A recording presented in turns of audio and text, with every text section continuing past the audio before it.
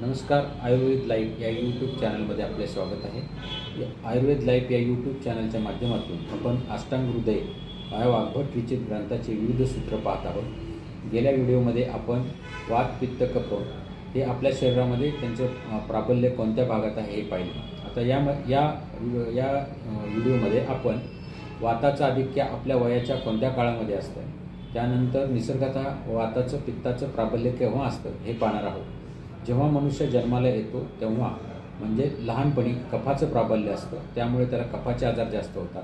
त्यानंतर मध्यम वयामध्ये पित्ताचं प्राबल्य जास्त असतं, त्यामुळे त्याला पित्तदोषाचे आजार जास्त होतात.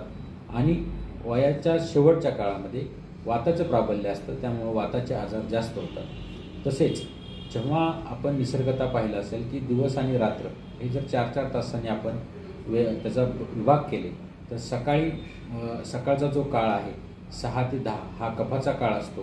त्यानंतर 10 ते 2चा काळ हा पित्ताचा काळ असतो, त्याच्यामध्ये आपण दुपारचं जेवण घेत असतो. त्यानंतर 2 पासून संध्याकाळी 6 हा वाताचा काळ असतो. आणि रात्रीच्या ह्याच्यामध्ये तसंच असतं की रात्रीच्या 6 ते जो 10चा काळ आहे रात्रीच्या म्हणजे संध्याकाळच्या, त्यामुळे कफाचं. त्यानंतर 10 ते 2 हा पित्ताचा काळ असतो आणि 2 ते पहाटे 6पर्यंत हा वाताचा काळ असतो.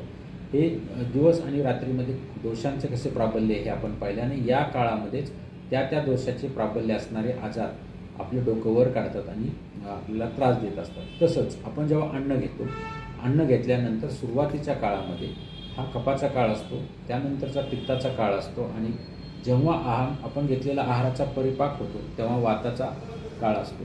हे दोषांचे प्राबल्य आपल्या शरीरात जसे असते तसे निसर्गामध्ये आणि आपल्या वयामध्येही क्रमाक्रमाने होत असतात. आणि त्यानुसार त्या दोषांचे आजार आपल्याला होताना दिसतात. त्यावर उपाय कसे करायचे आणि कोणत्या पद्धतीने वात पित्त कफाचे आजार आपण रोखायचे ही जी माहिती आपण येणाऱ्या पुढच्या यूट्यूबच्या व्हिडिओमध्ये पाहणार आहोत. त्यासाठी तुम्ही आयुर्वेद लाईफ या यूट्यूब चॅनलला सबस्क्राईब करा. धन्यवाद.